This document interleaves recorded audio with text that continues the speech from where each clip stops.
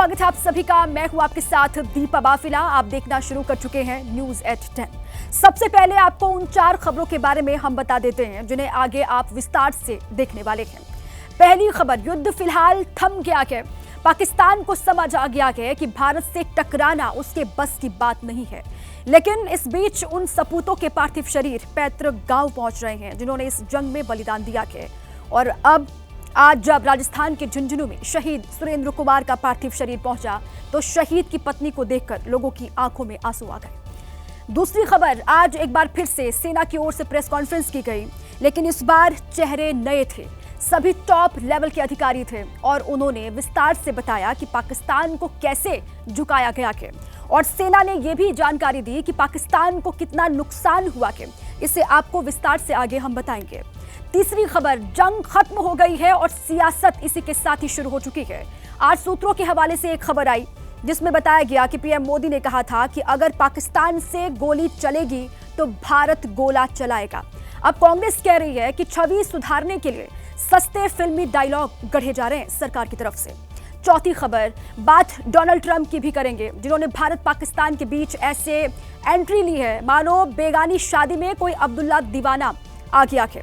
Trump ceasefire का credit लेना चाहते हैं, श्रेय लेना चाहते हैं और इस पर भी तनातनी लगातार हिंदुस्तान में बढ़ती जा रही है। हालांकि भारत सरकार ने अभी खुलकर कुछ भी नहीं कहा है।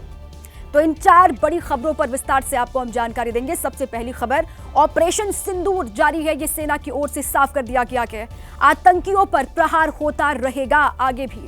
फिलहाल सीजफायर के बाद सरहद पर हालात सामान्य बने हुए हैं, लेकिन पिछले 3 दिनों तक दोनों तरफ से ताबड़तोड़ फायरिंग लगातार होती रही। वो तस्वीरें भी सामने आई जो हमने आप तक पहुंचाई।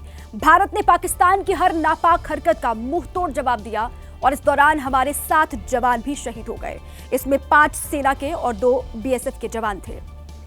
आज हरियाणा के पलवल के रहने वाले लांस नायक दिनेश शर्मा का पार्थिव शरीर उनके पैतृक गांव पहुंचा।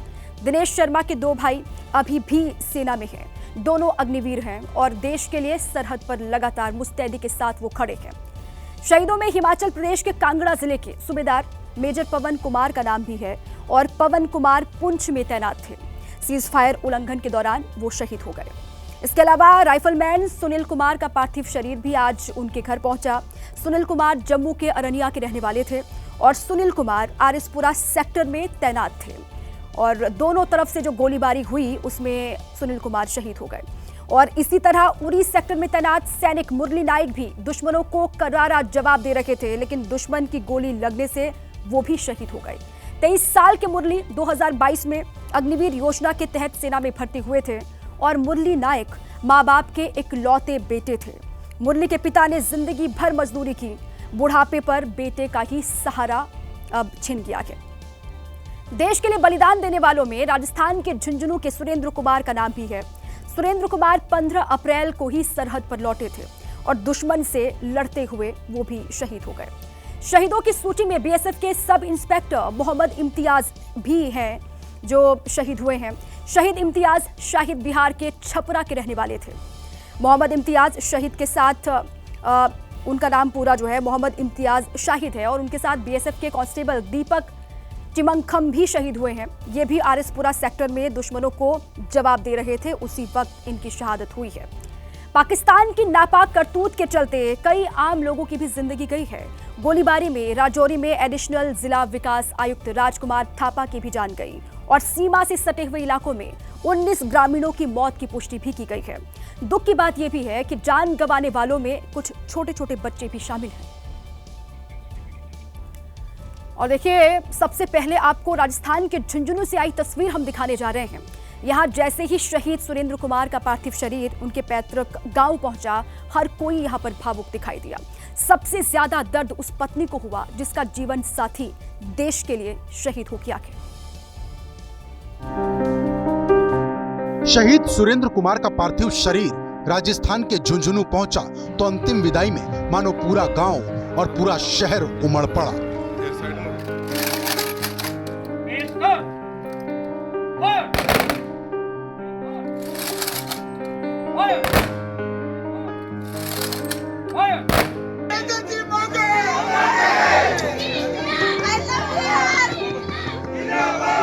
लेकिन जैसे ही शहीद सुरेंद्र कुमार को अंतिम विदाई देने का वक्त आया, उनकी पत्नी फूट फूट कर रोने लगी।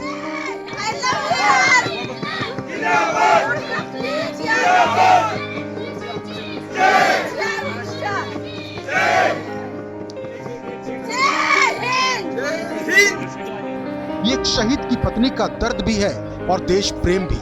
ये शहीद की इस पत्नी का ऐसा वीडियो है जो किसी की भी आंखों को नम कर सकता है।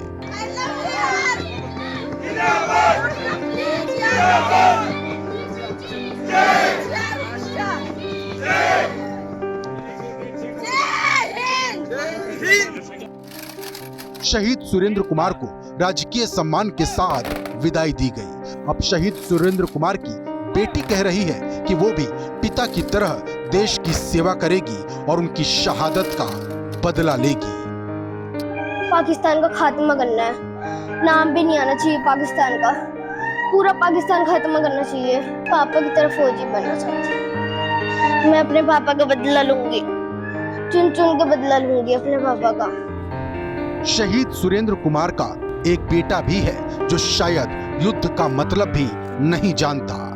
जय हिंद, जय हिंद, भारत माता की जय, माता की जय,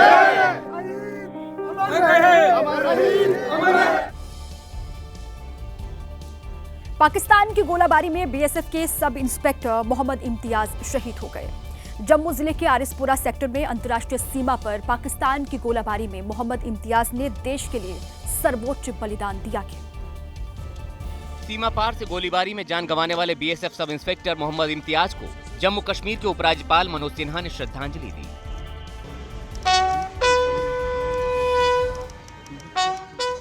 दस मई को पाकिस्तान की ओर से की गई गोलाबारी में बीएसएफ में तैनात सब इंस्पेक्टर मोहम्मद इम्तियाज शहीद हो गए।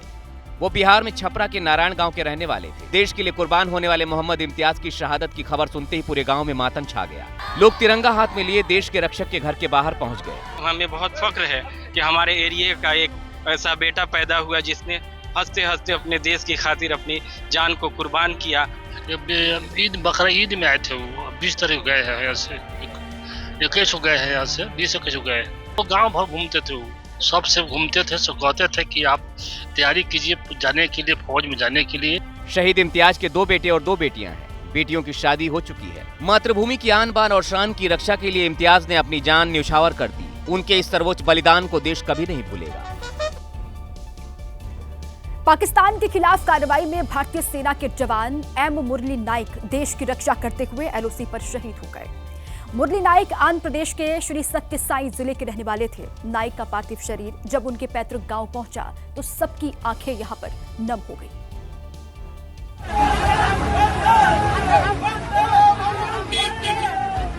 हाथों में तिरंगा, वंदे मातरम के नारे, देश के लिए सर्वोच्च बलिदान देने वाले एम मुरली नायक के सम्मान भी लग रहे हैं।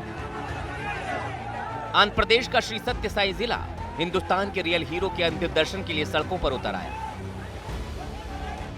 सिर्फ 25 साल के मुरली नायक परिवार का एकमात्र सहारा थे। मां अपने बहादुर बेटे के शव पर लिपट कर रोने लगी। मां की चित्कार सुनकर सभी की आंखें भर आई। मैं सबको, सभी आर्मी जवान लोगों से सैल्यूट करता हूं। मुरली नायक के अंतिम दर्शन के लिए आंध्र प्रदेश की डिप्टी सीएम पवन कल्याण और मंत्री नारा लोकेश भी पहुंची। पवन कल्याण ने शहीद की मां को गले लगाकर दुख बांटा। मुरली नायक की शहादत को पूरा देश सलाम कर रहा है। विशाखापत्तनम में बीजेपी कार्यकर्ताओं ने भी शहीद मुरली नायक को श्रद्धांजलि दी।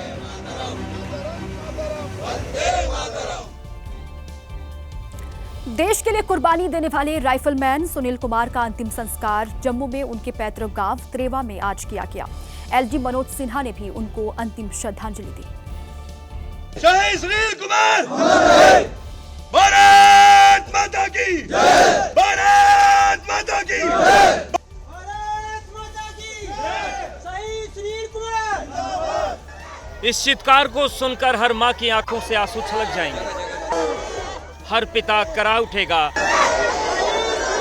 तिरंगे और देश की रक्षा के लिए हिंदुस्तान के वीर सपूत राइफलमैन सुनील कुमार का शव जब उनके गांव अरनिया सेक्टर के त्रेवा गांव पहुंचा तो माहौल गमगीन हो गया। सुनील सिर्फ 26 साल के थे, लेकिन इस उम्र में ही सुनील ने वो काम कर दिया जो बड़े बड़े नहीं कर पाते। दुश्मनों से मोर्चा लिया और हिंदुस्तान में तबाही की कोशिश कर रहे पाकिस्तान के मंसूबों पर पानी फेर दिया। जम्मू कश्मीर के एलजी मनोज सिन्हा ने भी राइफलमैन सुनील कुमार को श्रद्धांजलि दी। अभी सीमा पर गोलीबारी तो रुक गई है, लेकिन पिछले दिनों जैसे हालात बने थे उसने कई लोगों के घर उजाड़ दिए हैं। कई लोगों की जान चली गई और कई लोग घायल भी हो गए हैं। जम्मू के पल्लावाला गांव के लोग फायरिंग के बाद घर छोड़कर चले गए थे और अब जब वापस आकर वो हालात को देख रहे हैं तो उनकी रूह कांप उठी। पाकिस्तान की तरफ से हुई फायरिंग का सबसे ज्यादा दर्द सीमा के नजदीक रहने वालों ने झेला है। ये कांच के बिखरे टुकड़े बता रहे हैं कि यहाँ रहने वाले लोग रात रात भर सो नहीं पा रहे थे। ये जम्मू के पल्लावाला गांव की तस्वीरें हैं। गोलाबारी कितनी भयानक होगी इसका अंदाजा आप इन टूटे हुए और उजड़े हुए घरों को देखकर आसानी से लगा सकते हैं। पूरी की पूरी छत जमीन पर आ गई है। मकान मलबे में तब्दील हो गया है। मोटी मोटी दीवारों पर बड़े बड़े छेद हो गए हैं। इंसान तो किसी तरह भाग गए, लेकिन जो जानवर यहाँ रह गए उनकी दर्दनाक मौत हो गई। हमला कितना भीषण था इन्हें तस्वीरों से समझ सकते हैं। गोलाबारी से पूरा घर तबाह हो गया। कुछ गोले मकान पर गिरे तो कुछ गोले खुले मैदान में। ऐसा ही गोला इस जगह गिरा जहाँ कई फीट गहरा गड्ढा हो गया।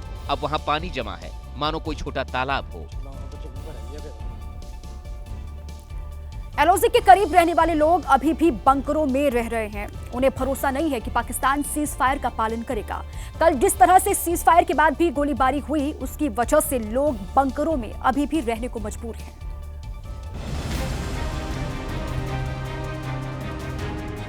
अखनूर में ऐसे कई बंकर बनाए गए हैं जिससे इमरजेंसी की हालत में लोग सुरक्षित जगहों पर शरण ले सकें। इन बंकरों में पाकिस्तान की तरफ से गोलाबारी तेज होने पर गांव वाले छिपकर अपनी जान बचाते हैं। बीती रात जब पाकिस्तान की तरफ से अचानक ही फायरिंग तेज हो गई तो जो लोग सीज फायर होने पर चले गए थे वो फिर से बंकर की तरफ भागे। तो एकदम से पाकिस्तान ने फायर खोल दिया तो अफरा तफरी में कई लोग यहाँ से भाग लिए और कईयों ने बंकर में आकर शरण ली। हालात ये है कि स्थानीय लोग पाकिस्तान पर भरोसा करने से डर रहे हैं। वापस आ रहे थे हम, वहाँ से जब वापस आ रहे थे आधे रास्ते में पहुंचे थे खैर खुल गया, फिर से भागे। छोटे छोटे बच्चे हैं, मेरा 1 साल का लड़का है, उसको लेकर कहाँ जाऊँ। अब अखनूर के लोग जान बचाने के लिए इन बंकरों को छोड़ना नहीं चाहते। पाकिस्तान ने पिछले 3 दिनों में रिहायशी इलाकों को भी खूब निशाना बनाया है। अभी भारत और पाकिस्तान के बीच सीज फायर तो हो गया है, लेकिन पाकिस्तान ने जिस तरह से बीती रात गोलाबारी की और ड्रोन से हमला करने की नापाक कोशिश की उसको देखते हुए राहत कैंप में रहने वाले लोग अभी भी अपने घरों को लौटने को राजी नहीं है। ये जम्मू के आरएसपुरा का सरकारी स्कूल है। पाकिस्तान की तरफ से लगातार गोलाबारी और ड्रोन हमले से बचने के लिए यहाँ के लोगों ने कैंप में शरण ले रखी थी, लेकिन जिस तरह से पाकिस्तान ने सीजफायर का उल्लंघन किया लोग अभी भी अपने घरों को लौटना नहीं चाह रहे हैं। क्यों अभी तक क्यों घरों में नहीं गया? सर गोली चल रही है पर वो तो कह रहे हैं शांति होगी। नहीं सर, नहीं विश्वास नहीं कर रहे पाकिस्तान ना। हाँ बिल्कुल नहीं। आरएसपुरा भारत पाकिस्तान अंतर्राष्ट्रीय बॉर्डर से सटा हुआ इलाका है। पाकिस्तान ने जम्मू में भारी गोलाबारी की, लोगों को अपना घर छोड़कर यहाँ शरण लेनी पड़ी। पाकिस्तान की नापाक हरकतों की वजह से लोग उस पर भरोसा नहीं कर पा रहे हैं। सीज फायर हो गया, फिर भी पाकिस्तान उल्लंघन कर रहा है। सीज फायर तोड़ दिया उसने रात को, फिर ड्रोन देखे गए हैं, श्रीनगर में ड्रोन गिरे हैं। इन सब के बीच जम्मू में अभी हालात सामान्य हैं। लोग घरों से बाहर निकलकर बाजारों में खरीदारी कर रहे हैं। सीज फायर का ऐलान होने के बाद सीमा से सटे हुए शहरों में अब हालात सामान्य होने लगे हैं। धीरे धीरे दुकानें भी यहाँ पर खुलने लगी हैं, लेकिन लोग पाकिस्तान पर अब भी भरोसा करने को तैयार नहीं हैं। अखनूर में 3 दिन बाद बाजार खुला है। सीज फायर के बाद हालात भले सामान्य दिख रहे हों, लेकिन लोग पाकिस्तान पर भरोसा करने को तैयार नहीं दिख रहे। किसी भी वक्त हमारे ऊपर अटैक कर सकता है, उसका कोई यकीन नहीं, कोई मजहब नहीं, कोई धर्म नहीं उसका। राजस्थान में बॉर्डर से सटे जैसलमेर में धीरे धीरे दुकानें खुलने लगी हैं। हालांकि बाजारों और सड़कों पर रौनक नहीं दिख रही। जिन लोगों को जरूरी काम है सिर्फ वही लोग घर से बाहर निकल रहे हैं। पब्लिक को एक तरीके की घबराहट है कि फिर से कोई बंद नहीं हो जाए, फिर से पूरा लॉकडाउन की तरह नहीं हो जाए, इसलिए वो जरूरी सामान है जैसे राशन का पानी है, राशन पानी है, सब्जी है, फ्रूट्स है या फिर पेट्रोल डीजल है, इसलिए वो लोग बाहर निकल रहे हैं। अमृतसर में भी सीज फायर के बाद जिंदगी पटरी पर लौट रही है। हालांकि तनाव के मद्देनजर टूरिज्म को काफी नुकसान हुआ है। भारत पाकिस्तान तनाव और ऑपरेशन सिंदूर को लेकर आज तीनों सेना की प्रेस कॉन्फ्रेंस हुई, जिसमें सेना ने बताया कि कैसे आतंकियों के कैंप को ठिकाना बनाया और कैसे पाकिस्तान में बैठे हुए आतंकी आकाओं की कमर तोड़ी गई। सेना की प्रेस कॉन्फ्रेंस की शुरुआत शिव तांडव की धुन से हुई, जिसमें सेना के शौर्य और ऑपरेशन सिंदूर की सफलता को दिखाया गया। जैसे ही ये धुन खत्म हुई, थल सेना से लेफ्टिनेंट जनरल राजीव खई डीजीएमओ, जल सेना के vice admiral AN Pramod DG और वायु सेना के air marshal AK Bharti DG media से मुखातिब हुए और पहली बार सेना ने ऑपरेशन सिंदूर से आतंक के खात्मे का डाटा देश के सामने रखा। I have no doubt in my mind that we achieved total surprise, and those strikes across those 9 terror hubs left more than 100 terrorists killed, including high-value targets such as Yusuf Azhar, Abdul Malik Rauf and Mudassir Ahmed. सेना ने बताया कि जिन आतंकियों को ढेर किया गया उनमें 3 बड़े आतंकी भी शामिल थे। इसमें मुदस्सिर खान, हाफिज जमील और यूसुफ अजहर शामिल हैं, जो IC-814 के अपहरण और पुलवामा हमले में शामिल थे। सेना ने जिन आतंकी कैंपों को निशाना बनाया उसमें सबसे ज्यादा बम मुरीदके के आतंकी कैंप पर बरसाए गए। ये वही कैंप है जिसमें कसाब और डेविड हेडली जैसे आतंकियों ने ट्रेनिंग ली थी। Targeting, we addressed the target at Muridke, which was the training infrastructure. Now we go to the next target, which is the Bhavalpur training camp. This is how it looked before, and this is how the building looked after. The objective was to target the terrorists and terrorist infrastructure, not any other infrastructure, not the. Press conference में सेना ने यह भी साफ कर दिया कि operation सिंदूर से सिर्फ आतंकियों को ही टारगेट किया गया, जो आगे भी जारी रहेगा। सेना ने मारे गए आतंकियों के साथ साथ आज देश को यह भी बताया कि कैसे जवाबी कार्रवाई में उसने पाकिस्तान को घुटनों पर ला दिया और पाकिस्तानी सेना के कई टॉप लीडर्स को ढेर कर दिया गया।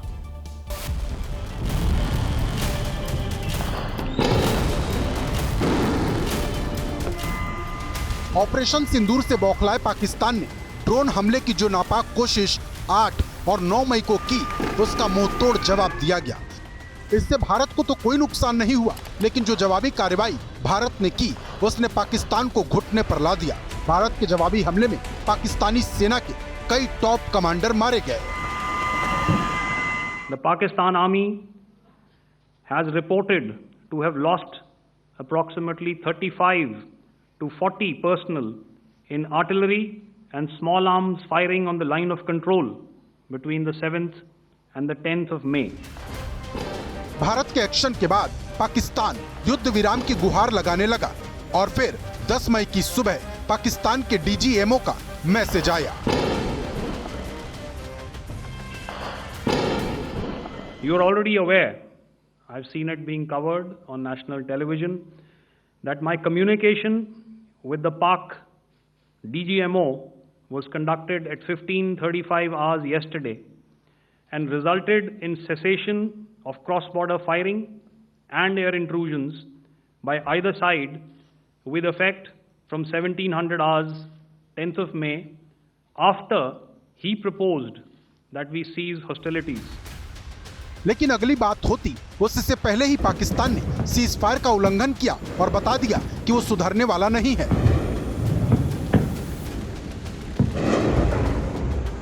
हालांकि भारतीय सेना की जवाबी कार्रवाई के बाद पाकिस्तान फिर से युद्ध विराम की रट लगाने लगा और अब प्रेस कॉन्फ्रेंस करके सेना ने साफ कर दिया है कि अगर पाकिस्तान फिर से युद्ध विराम का उल्लंघन करेगा तो करारा जवाब दिया जाएगा। भले ही भारत और पाकिस्तान ने सीमा पर युद्ध विराम का ऐलान कर दिया है, लेकिन इस बीच भारतीय वायुसेना ने बड़ा बयान देते हुए कहा कि आतंकियों के खिलाफ ऑपरेशन सिंदूर अभी भी जारी है। पाकिस्तान के साथ सीज फायर के बीच भारतीय वायुसेना का बड़ा बयान आया है। इंडियन एयरफोर्स ने एक्स पर ऑपरेशन जारी रखने की जानकारी देते हुए लिखा, भारतीय वायुसेना ने ऑपरेशन सिंदूर में अपने निर्धारित टास्क को सटीकता, प्रोफेशनल तरीके से सफलता के साथ अंजाम दिया। ऑपरेशन राष्ट्रीय उद्देश्यों के अनुरूप सोच समझकर और विवेकपूर्ण तरीके से संचालित किए गए। क्योंकि ऑपरेशन अभी भी जारी है, इसलिए सही वक्त पर विस्तृत जानकारी दी जाएगी। इंडियन एयरफोर्स ने अटकलें लगाने और अनवेरिफाइड जानकारी प्रसारित करने से बचने की अपील की है। वायुसेना के इस बयान से साफ हो गया है कि आतंकियों के खिलाफ एक्शन जारी रहेगा। उन्हें आगे भी चुन चुनकर इसी तरह से मारा जाएगा। सीमा पर तनाव फिलहाल थम चुका है, लेकिन दोनों की ओर से फायरिंग रुक गई है। इस बीच आज पीएम आवास पर फिर एक बड़ी बैठक हुई। इस बैठक में रक्षा विभाग से जुड़ी टॉप लीडरशिप मौजूद थी।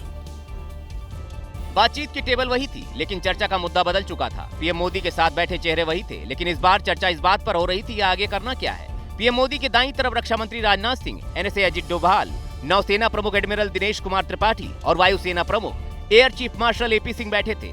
तो पीएम मोदी के बाईं तरफ विदेश मंत्री S Jaishankar, CDS Anil Chauhan, army chief general Upendra Dwivedi और उनके बगल में विदेश सचिव विक्रम मिस्री बैठे हुए थे। वीडियो में नजर आया कि पीएम मोदी जो कुछ बोल रहे थे उसे विदेश मंत्री और सेना अध्यक्ष पेपर पर नोट कर रहे थे। ये बैठक करीब 2 घंटे तक चली और इस बैठक के जरिए एक बार फिर पाकिस्तान को संदेश दिया गया कि अगर उसने दोबारा कोई गुस्ताखी की तो भारतीय सेना पूरी तरह से तैयार है, मुंहतोड़ जवाब देगी।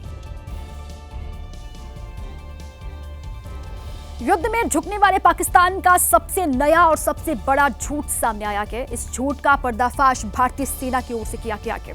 सूत्रों के मुताबिक 6 मई की रात को ऑपरेशन सिंदूर के तहत हुई कार्रवाई के बारे में 7 मई की सुबह को भारत ने डीजीएमओ लेवल पर हमले की जानकारी दे दी थी, लेकिन ये बात पाकिस्तान ने छिपाई और हमले का पूरा इल्जाम जो है वो भारत पर लगा दिया गया। दुनिया को आतंकी हमले पर पाकिस्तान ने गलत जानकारी दी और इस पर बात करने के लिए हमने पूरी रिपोर्ट आपके लिए तैयार की है, आपको दिखाते हैं। पाकिस्तान ने भारत की ओर से आतंकी कैंपों पर हुई कार्रवाई की जानकारी दुनिया को नहीं दी और भारत के एक्शन को पाकिस्तान पर हमला बताकर प्रचारित किया। दरअसल भारत सिर्फ पहलगाम हमले में शामिल आतंकियों और उनके सहयोगियों को मारना चाहता था, इसीलिए ऑपरेशन सिंदूर चलाया, जिसके तहत भारत ने 6 मई की रात 9 आतंकी ठिकानों को ध्वस्त कर दिया। सुबह होते ही 7 मई को आतंकी शिविरों पर स्ट्राइक की जानकारी डीजीएमओ लेवल पर दी। भारत ने साफ साफ बताया कि ऑपरेशन सिंदूर के तहत सिर्फ आतंकियों को मारा गया है, लेकिन पाकिस्तान अगर आतंकी ठिकानों पर हमले की बात कहता तो वहां की सेना और सरकार पाकिस्तान में घिर जाती। इसीलिए उसने युद्ध की बात छेड़ दी। जब तनाव बढ़ा तो सूत्रों के मुताबिक 9 मई की रात अमेरिका के उपराष्ट्रपति जेडी वेंस ने प्रधानमंत्री मोदी से बातचीत की। इस बीच पाकिस्तान से 9 और 10 मई की दरमियानी रात भारत के 26 जगहों पर हमले का प्रयास किया, लेकिन भारत के एयर डिफेंस सिस्टम ने उसे नाकाम कर दिया और जवाबी कार्रवाई में पाकिस्तान के 8 एयरबेस उड़ा दिए गए। सीमा पर सीज फायर के बाद भी पाकिस्तानी ड्रोन के गिरने के नए वीडियो लगातार सामने आ रहे हैं और नया वीडियो जम्मू के बख्शी नगर इलाके से सामने आया है, जिसमें ड्रोन का मलबा गिरता हुआ दिखाई दे रहा है। ये वीडियो 7 मई की शाम का है, जब भारत के हमले से बौखलाई पाकिस्तानी सेना ने ड्रोन से जम्मू के इलाकों में हमला कर दिया था, लेकिन मुस्तैद भारतीय एयर डिफेंस सिस्टम ने उन्हें आसमान में ही मार गिराया। 7 मई को बख्शी नगर इलाके में भी ड्रोन से हमला किया गया, जिसे इंटरसेप्ट कर ऊपर से ही नष्ट कर दिया गया, लेकिन उसका मलबा तेजी से कार पर आकर गिरा और जोरदार धमाका हुआ। ड्रोन के मलबे से सिर्फ कार और बाइक को ही नुकसान हुआ। कल सुबह पाकिस्तान की ओर से जैसलमेर पर नाकाम मिसाइल अटैक किया गया। भारतीय सेना ने पाकिस्तान की मिसाइल को डिफ्यूज कर दिया और अगर वो पहले ही फट जाती तो बड़ा नुकसान हो सकता था। जब मिसाइल डिफ्यूज हुआ तब ऐसा धमाका हुआ, पूरा इलाका धुआं हो गया। मिट्टी का गुबार हर जगह फैल गया। हुआ यूं कि बॉर्डर से सटे राजस्थान के जैसलमेर में पाकिस्तान ने 2 मिसाइल अटैक किए थे। इंडियन एयर डिफेंस सिस्टम ने पाकिस्तान के इन हमलों को नाकाम कर दिया और मिसाइल को हवा में ही मार गिराया, लेकिन मिसाइल का एक बड़ा हिस्सा जैसलमेर में बड़ौत इलाके में गिर गया था। सेना ने आसपास के इलाके को पूरी तरह से खाली कराया और मिसाइल को डिफ्यूज कर दिया।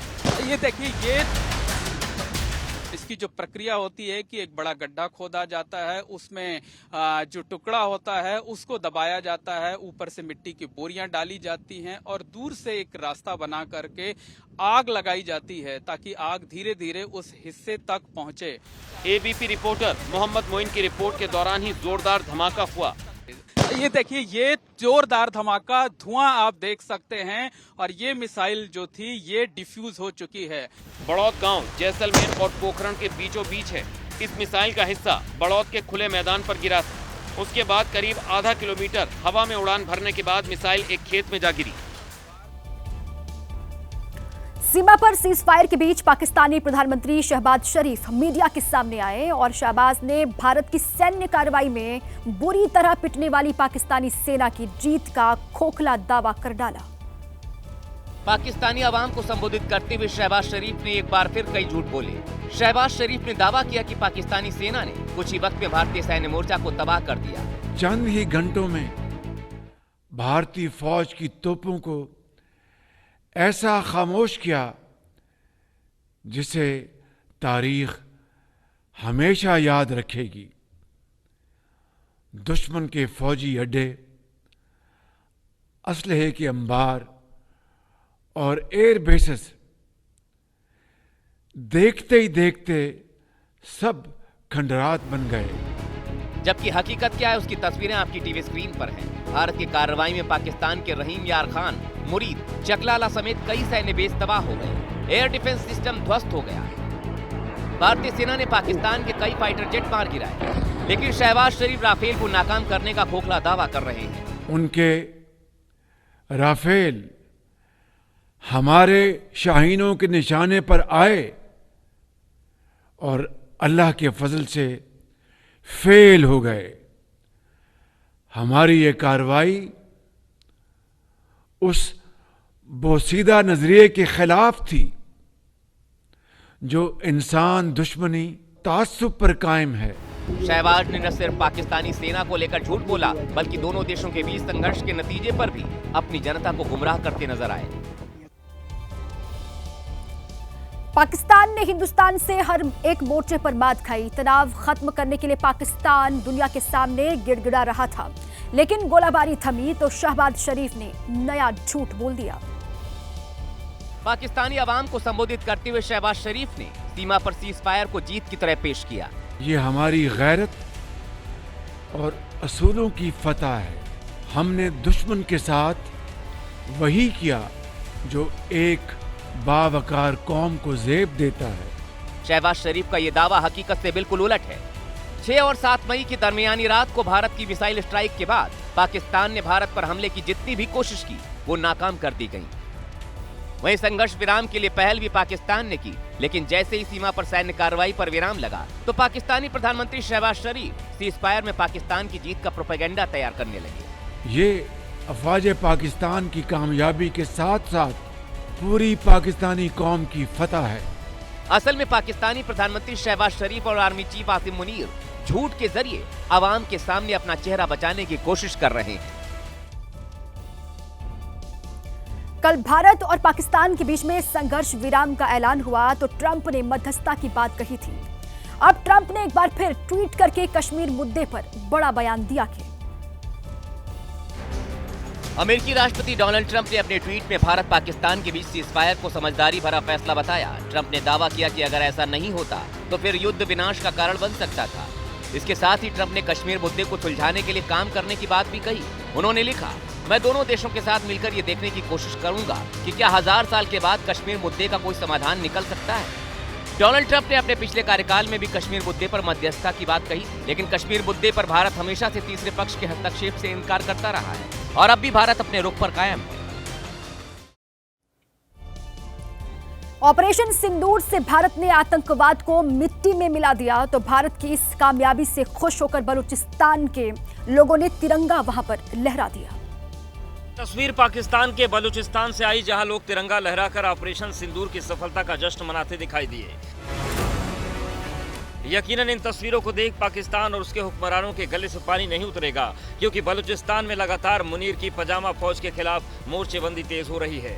हाल ही में 3 दिन पहले बलूचिस्तान लिबरेशन आर्मी ने पाकिस्तानी सेना की गाड़ी आईईडी ब्लास्ट से उड़ा दिया था, जिसमें पाकिस्तान के 12 सैनिक मारे गए थे और पाकिस्तानी सेना कुछ नहीं कर पाई। और अब तिरंगा लहराकर बलूचिस्तान ने बता दिया है कि पाकिस्तान का आज नहीं तो कल टुकड़े टुकड़े होना तय है।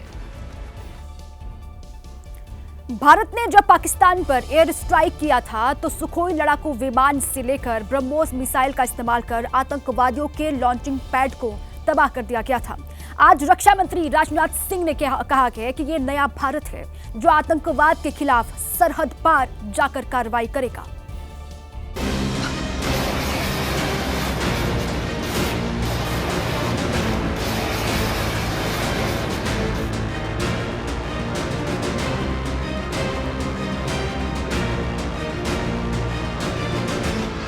ये वही ब्रह्मोस मिसाइल है जिसने पाकिस्तान और आतंक के गढ़ में घुसकर तबाही मचाई। हाफिज सईद और मसूद अजहर के ठिकानों को मिलाने वाली हमारी ब्रह्मोस ही है। लखनऊ में ब्रह्मोस मिसाइल बनाई जाएगी, बाकायदा विशेष रिसर्च होगा। इसके उद्घाटन के मौके पर रक्षा मंत्री राजनाथ सिंह ने कहा कि ब्रह्मोस से पूरी दुनिया को संदेश पहुंच गया है। ब्रह्मोस दुनिया के सबसे तेज सुपरसोनिक क्रूज मिसाइल में से एक है। ब्रह्मोस सिर्फ एक हथियार नहीं है, बल्कि यह अपने आप में एक मैसेज है। यानी अब लखनऊ में ब्रह्मोस मिसाइल बनाई जाएगी। इसके लिए करीब 300 करोड़ की लागत से 200 एकड़ एरिया में ब्रह्मोस को बनाने के लिए तैयारी की गई है, जिससे हर साल 100 ब्रह्मोस मिसाइलें बनेंगी। जानकारी के मुताबिक पाकिस्तान एयरबेस की तबाही में ब्रह्मोस मिसाइलों का भी इस्तेमाल किया गया। यूपी के सीएम योगी आदित्यनाथ ने भी कहा है कि ब्रह्मोस मिसाइल ने पाकिस्तान को सही जवाब दे दिया है। उन्होंने ये भी कहा कि आतंकवाद को किसी भी कीमत पर बर्दाश्त नहीं किया जाएगा। ऑपरेशन सिंदूर से ये सबक पाकिस्तान को बखूबी मिल गया है। ब्रह्मोस मिसाइल बनाने के सेंटर के उद्घाटन पर यूपी के मुख्यमंत्री योगी आदित्यनाथ के अलावा डिप्टी सीएम समेत कई मंत्री मौजूद थे। इस मौके पर यूपी सीएम योगी आदित्यनाथ ने ब्रह्मोस की ताकत को लेकर पाकिस्तान पर करारा प्रहार किया। ब्रह्मोस मिसाइल क्या होती है, अभी आपने ऑपरेशन सिंदूर के अंदर इस मिसाइल के पराक्रम की एक झलक देखी होगी, और नहीं देखी होगी तो कम से कम पाकिस्तान वालों से पूछ लेना चाहिए कि ब्रह्मोस मिसाइल की ताकत क्या है। सीएम योगी ने ऑपरेशन सिंदूर की तारीफ करते हुए कहा कि आतंकवाद को उसी भाषा में जवाब मिल गया है। आतंकवाद कुत्ते की पूंछ है जो कभी सीधी होने वाली नहीं, जो प्यार की भाषा मानने वाली नहीं, उसको उसकी भाषा में जवाब देने के लिए तैयार होगा। और इस दिशा में भारत ने ऑपरेशन सिंदूर के माध्यम से दुनिया को एक संदेश दे दिया है। यानी सीमा पार से अगर कोई हिमाकत होगी तो उसे उसका अंजाम भुगतना होगा। पाकिस्तान से तनाव के बीच रक्षा मंत्री राजनाथ सिंह ने पाकिस्तान को और वहां बैठे आतंकियों को सीधा संदेश दिया कि हिंदुस्तान पर नापाक नजर रखने वाले सीमा के उस पार भी बच नहीं सकते।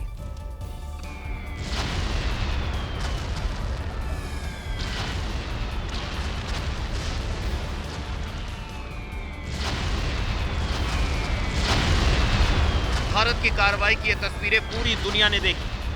आतंक के खिलाफ भारत के एक्शन की धमक हर एक मंच पर सुनाई दी।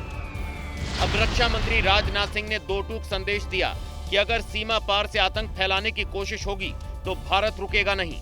हमने केवल सीमा से सटे सैन्य ठिकानों पर ही नहीं कार्रवाई की, बल्कि भारत की सेनाओं की धमक उस रावलपिंडी तक सुनी गई, जहां पाकिस्तानी फौज का हेडक्वार्टर मौजूद है। रक्षा मंत्री ने साफ संदेश दिया कि भारत किसी भी कीमत पर आतंकवाद को बर्दाश्त नहीं कर सकता और आतंकी पड़ोसी देश में भी बच नहीं सकते। आतंकवाद के खिलाफ जीरो टॉलरेंस की नीति पर चलते हुए हमारे यशस्वी प्रधानमंत्री श्री नरेंद्र मोदी ने स्पष्ट कर दिया है, यह नया भारत है जो आतंक के खिलाफ सरहद के इस पार और उस पार दोनों तरफ प्रभावी कार्रवाई करेगा। रक्षा मंत्री ने बताया कि भारतीय सेनाओं ने पाकिस्तान में मौजूद आतंकी ढांचों को नष्ट करने के लिए स्ट्राइक की, लेकिन पाकिस्तान की ओर से भारत के रिहायशी इलाकों को निशाना बनाने की कोशिश की गई, जिसका माकूल जवाब दिया गया। भारत पाकिस्तान के बीच तनाव फिलहाल खत्म हो चुका है, लेकिन सियासत तेज हो गई है। आज सूत्रों के हवाले से खबर आई कि पीएम मोदी ने पाकिस्तान को करारा जवाब देने के लिए कहा था। इस पर कांग्रेस पार्टी ने तंज कसा है। पुलवामा आतंकी हमले के बाद बिहार की रैली से पीएम मोदी ने आतंकियों को मिट्टी में मिलाने की बात कही थी। अब सूत्र बता रहे हैं कि पीएम मोदी ने इसके बाद कहा था कि अगर वहां से गोली चलेगी तो यहां से गोला चलेगा। आज सूत्रों के हवाले से आई ये खबर सुर्खियां बनी तो कांग्रेस ने तंज कस दिया। कांग्रेस की नेता सुप्रिया श्रीनेत ने तंज कसते हुए कहा कि अब सूत्रों के माध्यम से ऐसे सस्ते फिल्मी डायलॉग बुलवाकर छवि नहीं सुधरेगी। सुप्रिया श्रीनेत ने यह भी कहा कि ये तो अमेरिका के दबाव में आकर सीज फायर करने से पहले सोचना चाहिए था। संघर्ष विराम पर देश के अंदर सियासत में संग्राम छिड़ गया है। कांग्रेस ने इंदिरा गांधी का 1971 वाला पोस्टर लगाकर केंद्र सरकार पर निशाना साधा है। दिल्ली में कांग्रेस मुख्यालय पर लगाई गई होर्डिंग में 1971 में पाकिस्तान के साथ युद्ध के समय की तस्वीरों का इस्तेमाल किया गया, जिसमें पूर्व प्रधानमंत्री इंदिरा गांधी जवानों के साथ नजर आ रही हैं। होर्डिंग में पाकिस्तानी सेना के सरेंडर वाली तस्वीर भी दिखाई गई। वहीं होर्डिंग के दूसरी तरफ लिखा गया, इंदिरा होना आसान नहीं, इधर कांग्रेस के नेता भी संघर्ष विराम के मुद्दे पर केंद्र को घेरते नजर आए। आज बेइंतहा याद आ रही है देश को 1971 की इंदिरा गांधी, जब हमने सुना कि भारत पाकिस्तान के बीच इस तनाव के मद्देनजर अमेरिका डीसी, वाशिंगटन डीसी से अमेरिका का राष्ट्रपति युद्ध विराम का ऐलान करता है। दरअसल कांग्रेस सीधे सीधे युद्ध के मोर्चे पर मोदी सरकार की इच्छा शक्ति पर सवाल दाग रही है। भारत पाकिस्तान के बीच अमेरिका की मध्यस्थता पर शिवसेना उद्धव गुट के सांसद संजय राउत ने सवाल उठाया है। उन्होंने प्रेस कॉन्फ्रेंस करके ये पूछा कि आखिर ट्रंप को मध्यस्थता का अधिकार किसने दिया। सीज फायर के मुद्दे पर संजय राउत ने प्रधानमंत्री नरेंद्र मोदी समेत केंद्र सरकार पर निशाना साधा। आज अपने पापा ने वार रुकवा दिया, मिस्टर मोदी, माता अमेरिका के पापा ने वार रुकवा दिया क्या?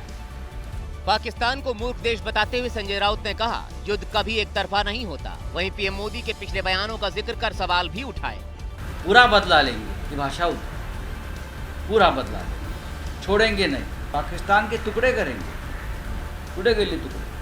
वहीं महाराष्ट्र के सीएम एकनाथ शिंदे ने सीज फायर के बाद पाकिस्तान और उसकी नीयत पर सवाल उठाए और कहा कि उसकी दुम काटने का काम पीएम मोदी करेंगे। कुत्ते की दुम होती है, वो सीधी नहीं होती है, टेढ़ी रहती है। तो कुत्ते की दुम सीधी नहीं होती, टेढ़ी रहती है, इसलिए उसको काटना पड़ता है। तो ये काटने का काम जरूर, अगर नहीं सुधरेंगे पाकिस्तान तो हमारे देश के जो प्रधानमंत्री नरेंद्र मोदी जी है मुंह तोड़ जवाब देंगे। भारत पाकिस्तान के बीच सीज फायर का भले ही विपक्ष ने स्वागत किया है, लेकिन शिमला समझौते को लेकर कांग्रेस हमलावर है। विपक्ष ने एक सुर में पीएम मोदी की अध्यक्षता में सर्वदलीय बैठक बुलाने की मांग की है।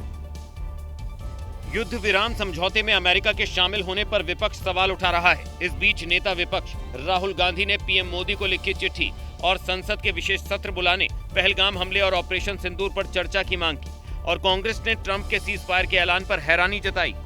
ये शायद पहली बार हुआ है कि इस प्रकार की सीज फायर की घोषणा सोशल मीडिया के माध्यम से अमेरिका के राष्ट्रपति करते हैं और जो उन्होंने अपने सोशल पोस्ट पर लिखा है उस पर भी हमको ध्यान देना चाहिए। कांग्रेस ने सीज फायर के ऐलान को भारत पाकिस्तान के मुद्दे को अंतर्राष्ट्रीयकरण करने वाला कदम बताया। कपिल सिब्बल ने भी पूरे मुद्दे पर चर्चा की मांग की। जल्द से जल्द स्पेशल सेशन ऑफ पार्लियामेंट बुलाइए और सवाल उठते रहेंगे और अगर जवाब नहीं मिलेगा तो जो वातावरण है उसमें करवाहट आ जाए। आरजेडी ने भी सीज फायर समझौते में अमेरिका की भूमिका पर हैरानी जताई। हमारी ब्रीफिंग से पूर्व अमेरिकन प्रेसिडेंट ने घोषणा की, ये कतई उचित नहीं। एक व्यक्ति दुनिया का चौधरी बनने की कोशिश कर रहे हैं। विपक्ष ने सवाल उठाए तो बीजेपी ने सीज फायर को लेकर राजनीति करने के आरोप लगाए। आज उनके तमाम एयरबेस तबाह हो गए और पूरी दुनिया ने देख लिया। अब इसके बाद युद्ध विराम हुआ है, अब इस पे कांग्रेस को राजनीति नहीं करनी चाहिए। ये बात हर कोई समझता है कि बिना स्थानीय मदद के पहलगाम में आतंकी हमला नहीं कर सकते थे। ये आतंकी हमले के बाद कहां भागे, इसको लेकर लगातार जांच वहां पर चल रही है और इस बीच जम्मू कश्मीर पुलिस की स्टेट इन्वेस्टिगेशन एजेंसी ने कई जगहों पर छापेमारी की है। ये छापेमारी दक्षिण कश्मीर के कई इलाकों में हो रही है। कुलगाम से लेकर शोपियां और अनंतनाग के कई इलाकों में स्टेट इन्वेस्टिगेशन एजेंसी ने छापा मारा। यह अभियान अन्य सुरक्षा बलों के साथ चलाया गया। सूत्र बताते हैं कि कुलगाम के होम शालीबाग इलाके में छापेमारी हुई। हालांकि अधिकारियों की तरफ से यह नहीं बताया गया कि यह छापेमारी किस उद्देश्य से हुई, लेकिन माना जा रहा है कि पहलगाम आतंकी हमलों को लेकर एक तरफ जहां एनआईए की जांच हो रही है तो वहीं अब एसआईए भी एक्शन में आ गई है। 2021 में एसआईए नाम की इस विशेष जांच एजेंसी का गठन हुआ था और ये एजेंसी आतंकवाद और इससे जुड़े अपराधों से संबंधित मामलों की जांच करती है। और इसी रिपोर्ट के साथ यहाँ पर वक्त हो गया है एक छोटे से ब्रेक का। फौरन लौटेंगे, आप बने रहें एबीपी न्यूज के साथ।